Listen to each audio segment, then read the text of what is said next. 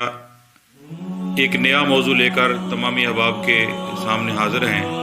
हज़रत ग्रामी, आज हमारा जो मौजू है वो है अल्लाह तबारक व तआला की रज़ा पर राज़ी रहना और अल्लाह तबारक व तआला के मकबूल बंदे बनना। आज आप अहबाब के कुछ में उसकी जो मखलूक में आला बंदे थे और वो जो बंदे जो अपने आप को आला समझते थे, एक वो बंदे जो जिनको अल्लाह ने कहा ये मेरे बरगज़ीदा बंदे हैं, एक वो बंदे जो अपने आप को दुनिया में अफजल समझते थे लेकिन थे नहीं वो। इन अहबाब के बारे में कुछ मैं आपसे अर्ज़ करना चाहूँगा, इसी से हमें सभी अहबाब को इससे हमें ये सबक मिलेगा। तो हज़रत ग्रामी, अल्लाह तबारक व तआला ने इंसान को अशरफुल मखलूक़ात बनाया और अल्लाह तबारक व तआला ने इंसान को कहा कि इंसान तू मेरा बंदा है। अब इंसान के ये बस की बात है कि वो इंसान अल्लाह का बंदा बने या फिर वो दुनियादारों को अपना समझे, या फिर इबादत और रियाजत करके अल्लाह तबारक व तआला की इबादत करके वो अल्लाह का बंदा बनेगा, या फिर वो दुनियादारों से मोहब्बत करके वो दुनियादारों में मकबूल हो जाएगा। अल्लाह तबारक व तआला इंसान को बड़े आला तरीके के साथ, बड़े प्यार के साथ अल्लाह इंसान को समझा रहा है। तो हज़रत ग्रामी, ए दोस्त, यकीन कर, अगर तू इस दुनिया से ईमान और अच्छे अमाल की दौलत से माला माल होकर इस दुनिया से चला जाएगा तो अल्लाह तबारक व तआला तुझे अनाम ये अता फरमाएगा। जब तू कब्र में जाएगा तो कब्र में फरिश्ते तेरा इंतजार कर रहे होंगे, रहमत के फरिश्ते। और अगर तू दुनियादारी से दिल लगा के कब्र में जाएगा तो दुनिया से दिल लगाकर इस दुनिया को छोड़कर जाएगा तो फिर भी कब्र में तेरा फरिश्ते इंतजार करेंगे, लेकिन वो रहमत के फरिश्ते नहीं होंगे। वो फरिश्ते होंगे अल्लाह तबारक व तआला का गज़ब तो तुझ तक पहुंचाने वाले फरिश्ते, वो फरिश्ते होंगे। तो हज़रत ग्रामी, अगर इंसान अल्लाह तबारक व तआला का खालिस बंदा बन जाता है, जैसे अल्लाह ताला ने कुरान मजीद फुरकान हमीद की सूरह मरियम के अंदर इरशाद फरमाया, अल्लाह तबारक व तआला ने कहा कि अल्लाह के बंदों को मेहमान बनाकर रहमान की तरफ ले जाया जाएगा। और अल्लाह का कुरान कहता है कि जो अल्लाह के बंदे होंगे वो अल्लाह तबारक व तआला के मेहमान बनाकर फरिश्ते उसको अल्लाह की बारगाह में पहुंचा देंगे। और फिर जैसे अगले मकाम पर कुरान मजीद में अल्लाह ताला ने हुक्म फरमाया कि इंसान जब तू जन्नत में चला जाएगा तो आका अलैहिस्सलातु वस्सलाम फरमाते हैं फिर अल्लाह तबारक व तआला जन्नत का दौरा करेगा। फिर अल्लाह ताला जन्नत में अपनी मर्जी के मुताबिक अल्लाह ताला अपनी शान के लायक इंसान का हाल चाल भी पूछेगा और कहेगा जन्नत वालों बड़े मज़े में हो। जैसे मशहूर मरूफ एक अल्लाह ताला का कलाम है ना, सलामुन कौलन मिर रब्बिर रहीम वाला। तो अल्लाह तबारक व तआला अपने मकबूल बंदों का हाल चाल भी पूछेगा, उन पर सलामती भी भेजेगा। तो सामिन इकराम, अगर हम सुबह शाम अपने रब की इबादत करते रहें, अपने रब का जिक्र करते रहें, अल्लाह तबारक व तआला के साथ मोहब्बत करते रहें, तो फिर अल्लाह ताला हमें अपने मकबूल बंदों की सफ़ में शामिल कर लेता है। और जो नहीं करते उनके लिए एक पंजाबी का शेर है, रात पवे ते बेदर्दा नू नींद प्यारी आवे, रात पवे ते बेदर्दा नू नींद प्यारी आवे, दर्दमंदा नू याद सजन दी सुत्यान जगावे। जब तू अपने मालिक के हजूर सुबह शाम और रात को हाजिरी देगा तो तुझे अपने रब की तरफ से ये हुक्म होगा, ला खौफुन अलैहिम वला हुम यहज़नून, कि जो मेरे बंदे हैं इनको किसी चीज का गम और खौफ नहीं है, जो अल्लाह ताला के बंदे हैं। और अल्लाह तबारक व तआला उनको ये सनद अता फरमा देगा, ए इंसान आज तू गफलत की नींद सोया हुआ है, तुझे अपने बीवी बच्चों की मोहब्बत है और अल्लाह ताला की और उसके रसूल की मोहब्बत को तूने छोड़ दिया है, इसलिए तेरा मेहरबान रब तुझे जगा रहा है, कह रहा है इंसान अब भी तेरे पास वक़्त है, कुछ समझ जा, वरना वो घड़ी ना आ जाए कि फिर तू रब से माफ़ी मांगे, तेरा रब तुझे माफ़ ना करे। अब वक़्त है तेरे पास, अल्लाह तबारक व तआला के साथ मोहब्बत कर ले, अल्लाह की इबादत कर ले। जैसे अल्लाह ताला ने कुरान मजीद फुरकान हमीद के 28वें पारे के अंदर इरशाद फरमाया, ईमान वालो, तुम्हें तुम्हारा माल, तुम्हारी औलाद अल्लाह के जिक्र से गाफिल ना कर दे।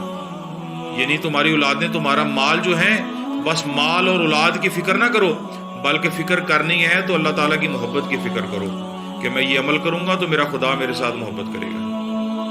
دنیا میں تو سبھی بندے دعویٰ کرتے ہیں ہم خدا کے بندے ہیں، کبھی کسی نے یہ بھی دعویٰ کیا کہ وہ خدا میرا خدا ہے؟ ہم تو اپنا دعویٰ کرتے ہیں نا کہ ہم خدا کے بندے ہیں۔ تو کبھی وہ وقت آ جائے نا، ہم اتنی عبادت کریں اللہ تعالیٰ کی، اتنا قریب ہو جائیں، اللہ تعالیٰ کہے یہ میرے بندے ہیں، لا خوف علیہم ولا ہم یحزنون، جو میرے بندے ہیں ان کو کسی چیز کا نہ غم ہے نہ خوف ہے، وہ بندے بن جاؤ۔ تو وہ بندے بننے کے لیے جیسے ایک بڑا مشہور اور معروف ایک واقعہ میں آپ احباب تک پہنچانا چاہتا ہوں۔ اللہ تبارک و تعالیٰ کے بہت پیارے بزرگ تھے جن کا نام ابراہیم ادہم تھا، ابراہیم بن ادہم، یہ ایک بڑے بادشاہ تھے، بڑے ایک جلیل القدر اللہ تعالیٰ کی مخلوق میں سے تھے، بادشاہ تھے اور بہت بڑے تاجر بھی تھے۔ تو آپ کو نا شکار کا بڑا شوق تھا۔ آپ ایک مرتبہ شکار کرنے کے لیے اپنے گھر سے نکلے تو جنگل میں چلے جاتے ہیں، شکار کرتے رہے تو دوپہر کا وقت قریب آیا تو حضرت ابراہیم ادہم نے کیا کیا، آپ نے کہا کہ چلو کچھ دیر کے لیے آرام بھی کیا جائے، تو آپ نے ایک درخت کے نیچے نا اپنا دسترخوان بچھا لیا۔ دسترخوان کے اوپر آپ نے اپنا کہا چلو تھوڑی دیر ریسٹ بھی کر لیں گے، آرام بھی کر لیں گے اور کھانا شانا بھی کھا لیں گے۔ تو حضرت ابراہیم ادہم نے جیسے ہی اپنا کھانا اپنی زنبیل سے نکالا، اس دسترخوان کے اوپر سجایا، تو ابھی آپ اسی تیاری میں تھے کہ میں کھانا کھاؤں، تو ہاتھ دھونے کے لیے سائڈ پہ ہوئے تو ایک کوا، اڑتا ہوا ایک کوا آیا، اس نے آ کر وہاں سے ایک کھانے کا ایک لقمہ یا ایک روٹی وغیرہ اٹھا کے نکل گیا۔ ابراہیم ادہم کے دل میں خیال آیا یہ کوا کس جانب جا رہا ہے، یہ میرا کھانا کیوں لے گیا، یقیناً اس میں کوئی حکمت ہے۔ تو حضرت ابراہیم ادہم نے اپنا گھوڑا اس کوے کے پیچھے دوڑا دیا، تو آہستہ آہستہ آہستہ وہ کوا جو تھا نا وہ جھاڑیوں میں جا کر کہیں چھپ گیا، نظر نہیں آیا، آنکھوں سے اوجھل ہو گیا۔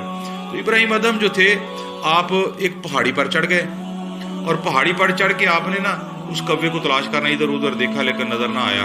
اچانک چوٹی پر جب چڑھے تو ایک درخت پہ وہ کوا بیٹھا ہوا، اس کے منہ میں وہ روٹی ہے، درخت کے اوپر بیٹھا ہے، اور اس کا انداز کیا تھا، وہ چونچ سے روٹی توڑتا اور زمین پر گرا دیتا، پھر توڑتا پھر گرا دیتا۔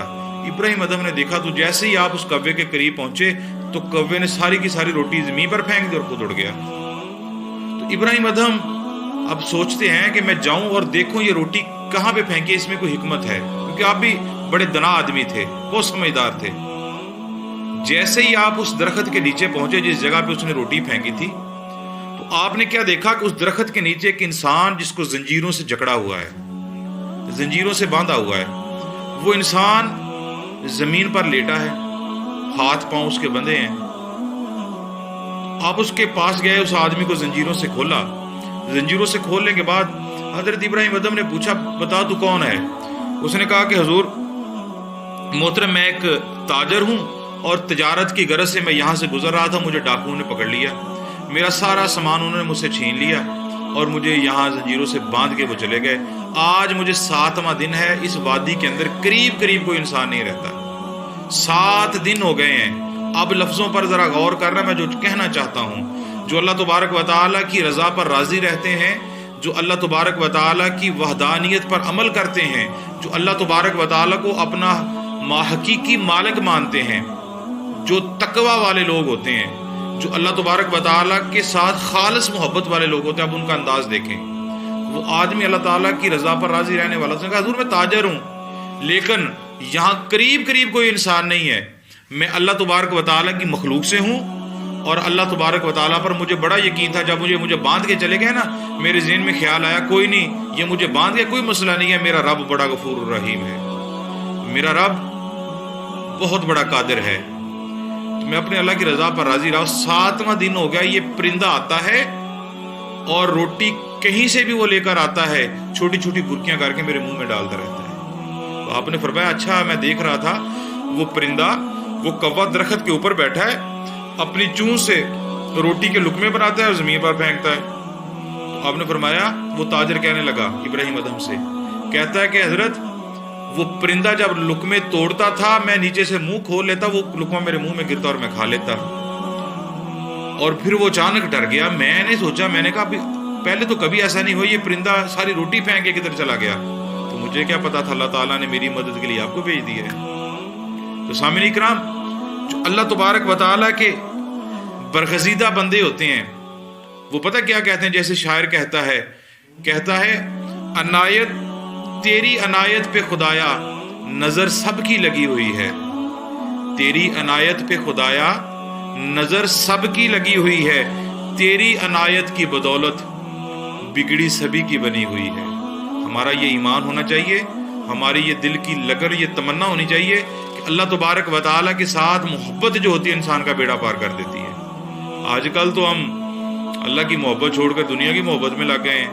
ہم تو کہتے ہیں یہ میرے رشتہ دار، میرے عزیز و اقارب، میں بیمار ہو گیا تو مجھے فلاں اسپتال میں لے جائیں گے، میرے پاس اتنی دولت ہے مجھے وہاں سے دوائی لے کر دیں گے، میں ٹھیک ہو جاؤں گا، میرے ساتھ یہ معاملہ ہے، میرے ساتھ یہ ہو جائے گا۔ تو سامعین اکرام، ایسا کچھ بھی ہونے والا نہیں ہے۔ جس پر اللہ تبارک و تعالیٰ کی نگاہ رحمت ہو جائے، اس کے پاس کچھ دولت ہو یا نہ ہو، تو اللہ تعالیٰ کا وہ مقبول بندہ بن جاتا ہے۔ جیسے بڑا مشہور ایک واقعہ ہے، آپ احباب جانتے ہی ہوں گے، ایک بڑا معروف نام تھا، تو اس نے کیا کیا، شداد اس کا نام تھا، یہ اتنا مغرور بادشاہ تھا نا کہ جس نے اپنی دولت کے بل بوتے پر اللہ تعالیٰ کے مقابلے کے لیے ایک بہت خوبصورت اس نے اپنی جنت بنا لی۔ اس نے کہا میں جنت میں جانا چاہتا ہوں، جو میرے ساتھ پیار کرے گا اسے بھی میں جنت میں لے جاؤں گا۔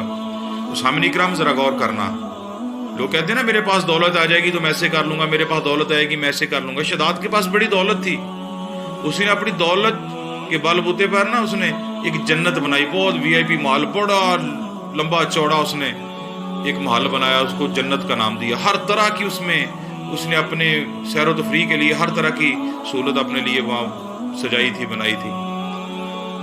ایک دن جنت میں وہ پھر رہا تو اس نے کہا میں جنت میں اکیلا ہوں، میرے ساتھ جو تلک والے اس کو بھی میں جنت میں لانا چاہتا ہوں۔ اس نے اعلان کروا دیا، اس کے تلک والے جتنے تھے وہ سارے اس جنت میں داخل ہونے لگے۔ تو اللہ تبارک و تعالیٰ کو اس کی ادا پسند نہ آئی، وہ اللہ کا مقابلہ کر رہا تھا نا، تو اللہ کو اس کی ادا پسند نہ آئی۔ جیسے ہی وہ لوگ جنت میں داخل ہونے لگے تو اللہ تعالیٰ نے اپنا قہر نازل کر دیا اس کو، ان لوگوں پر اللہ تبارک و تعالیٰ نے اپنا قہر نازل کیا۔ وہ جو جنت میں داخل ہونا چاہتے تھے، اللہ تعالیٰ کے قہر سے وہ سارے تباہ و برباد ہو گئے، فنا ہو گئے۔ سامعین اکرام، بات کرنے کا میرا مقصد یہ ہے کہ اللہ تعالیٰ جسے چاہے جہاں چاہے وہاں پہنچا سکتا ہے۔ جو چاہتے ہیں نا میرے پاس اتنی دولت ہے میں یہ کر لوں گا، میں وہ کر لوں گا، اللہ کی رضا کے بغیر بندہ کچھ نہیں کر سکتا۔ تو اللہ کی رضا ملتی ہی اس بندے کو ہے جو حبیب اللہ صلی اللہ علیہ وآلہ وسلم کے قریب ہو جائے۔ جو رسول اللہ کا غلام نہیں ہے اسے اللہ کی رضا بھی نہیں ملتی۔ کیوں؟ کہ خدا کی رضا چاہتے ہیں دو عالم، خدا چاہتا ہے رضائے محمد، کل عالم یہ چاہتا ہے، ہر ولی عبادت کرتا ہے، ہر دنیا دار عبادت کرتا ہے کہ اللہ راضی ہو جائے۔ اللہ فرماتا ہے اے حبیب سارا جہان یہ چاہتا ہے کہ میں خدا راضی ہو جاؤں، لیکن میں خدا یہ چاہتا ہوں کملی والا تو راضی ہو جائے۔ جس نے رسول اللہ کے ساتھ محبت کر لی، جس نے رسول اللہ کو راضی کر لیا، جس نے رسول اللہ کے ساتھ اپنا عشق کر لیا، اس کی چھوٹی سے چھوٹی عبادت بھی اللہ تعالیٰ قبول فرما لے گا۔ لیکن آج کے دور کے اندر لوگ فرقوں میں بٹنا شروع ہو گئے ہیں، کچھ کہتے ہیں ایسے ہو جائے گا، کچھ کہتے ہیں ایسے ہو جائے گا۔ میں اعلان کر رہا ہوں اپنے آستانہ عالیہ چشتیہ صابریہ سے، میں ایک مسند کا وارث ہو کر اپنے بزرگوں کی اس مسند پہ بیٹھا ہوں اور ایک آستانے کے ساتھ وابستہ ہوں، اور میں اپنے عقیدت مندوں کے ساتھ جو مجھ سے محبت کرتے ہیں، جو اس آستانے کے ساتھ پیار کرتے ہیں، اس آستانے سے میں ایک پیغام یہ دینا چاہتا ہوں، یہ فرقوں میں بٹنا چھوڑ دو۔ فرقوں میں کچھ نہیں رکھا، اگر کچھ رکھا ہے تو اللہ کی محبت میں ہے، رسول اللہ کی محبت میں ہے۔ ایسے بندوں کے ساتھ اپنی نسبت قائم کرو جو تمہاری نسبت تمہارے رب تک پہنچا سکیں۔ خدا تک پہنچنے کے لیے تین ہی سیڑھیاں اکثر میں کہا کرتا ہوں، ایک سیڑھی جو ہے وہ مرشد کی ہے، دوسری سیڑھی رسول اللہ کی ہے، تیسری سیڑھی خدا کی ہے۔ سب سے پہلے مرشد سے نسبت ہوگی، مرشد تمہاری منزل رسول اللہ کی بارگاہ میں پہنچا دے گا، پھر تم رسول اللہ کی بارگاہ سے اللہ کی بارگاہ میں چلے جاؤ گے۔ سب سے پہلے فنا فی الشیخ بنو، پھر فنا فی الرسول کی سیڑھی پر چڑھو گے، پھر تم فنا فی اللہ ہو جاؤ گے۔ تو سامعین اکرام، یہ دنیا کا چھوٹا سا نظام تھا جو میں نے آپ احباب کو بتانا چاہا۔ تو اب اللہ تبارک و تعالیٰ کی پاک اور برگزیدہ بارگاہ میں دعا بھی کرتا ہوں اور سبھی احباب کو بھی کہتا ہوں اس بارگاہ سے معافی مانگ لو، اپنے جرموں سے توبہ کر لو، جو ہم سے چھوٹی بڑی غلطیاں کوتاہیاں ہوتی ہیں اس سے معافی مانگ لو، تاکہ ہمارا رب ہمیں اپنے بندوں کے صف میں لکھ لے۔ اسی بات کے ساتھ میں آپ احباب سے اجازت چاہتا ہوں کہ کہ اللہ تبارک و تعالی ہم سب کو اپنا برگزیدہ بندہ بننے کی